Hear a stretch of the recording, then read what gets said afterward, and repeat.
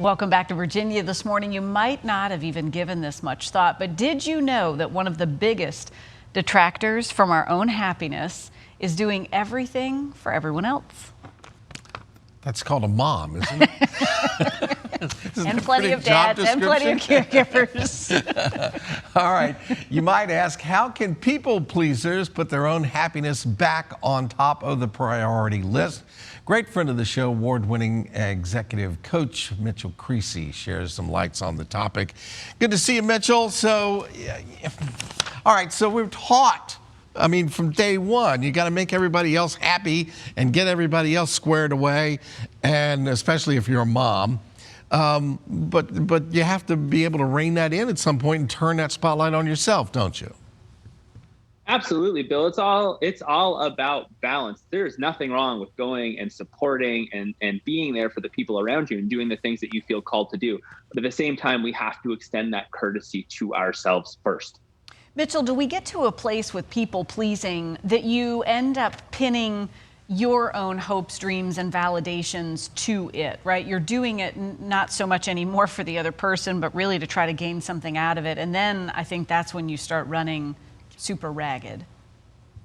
Absolutely. We start to give our own power away to people, places, situations outside of ourselves. And in essence, what we start to do is try to chase it down to bring it back. But when we look within, when we place it within ourselves and start to fill our own cup first, then helping everyone else starts to become an extension of that. All right, you've kind of narrowed this down to 4P's for us to work on. So what is the first one?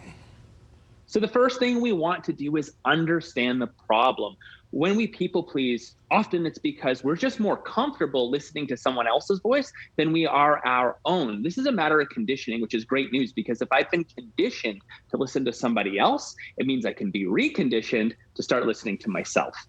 What are we listening for? What is it we're expecting that person to say? Great question, Jess. We're looking for them to tell us where to go, what to do, how to feel about it. We're looking for that external validation to say right, wrong, good, bad, left, right. Once we understand that that direction is coming from outside of ourselves, we feel really good because we know, okay, I'm safe because everyone else is doing it too. But what we want to do is start to look within and get that left, right, good, bad, right, wrong from within ourselves. That way we know we are following our own compass. Okay. So you're giving yourself permission at that point to go left, right, whatever. Exactly. Okay. All right, so that's two, understanding the problem, give yourself permission. What's next? So next, we want to keep our promises to ourselves. Instead of fixing everything for everyone else, keep one promise to yourself a day. If you're going to work out, work out. If you're going to cook dinner, cook dinner. If you're going to take a bath, take a bath. Other people's happiness is not your responsibility. Your happiness is your responsibility. And the paradox of it all is, once you're taken care of, you're in such a better position to help others if you choose to do so. This is why I spend so much time treasure hunting out there. That's bringing me joy and happiness. Yeah, yes, treasure definitely. hunting to bring it back. Okay, keep promises to ourselves. I like that. The fourth P in this, Mitchell. Enjoy the process. Overcoming people pleasing is not a linear journey. There are going to be days when you kill it and you think, oh, good, done, cured, it's all good. And then there are going to be days where you're like, have I even grown in the last 5 years? What is happening with me? And the key here, guys, is to remember to be gentle on yourself and really remember that this is a process. I like to think of when water is filling an empty glass, it rises and falls. Well, the same thing happens with our consciousness as it starts to adjust to the truth that we are whole as we are. Understand the problem, give yourself permission, keep the promises to yourself, and enjoy the process. Mitchell, when we find ourselves in hyperdrive of people pleasing, do you find that folks are typically aware of it, or has it spiraled into, again, you've run ragged, you're not really aware that you're doing this? Is it typically something that people recognize within themselves?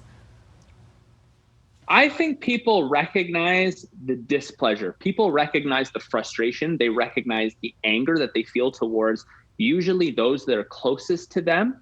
but they don't realize the actual cause, which is us, again, placing our power outside of ourselves and really looking for our husbands, our wives, our kids, our bosses to say, great job, and give ourselves that pat on the back.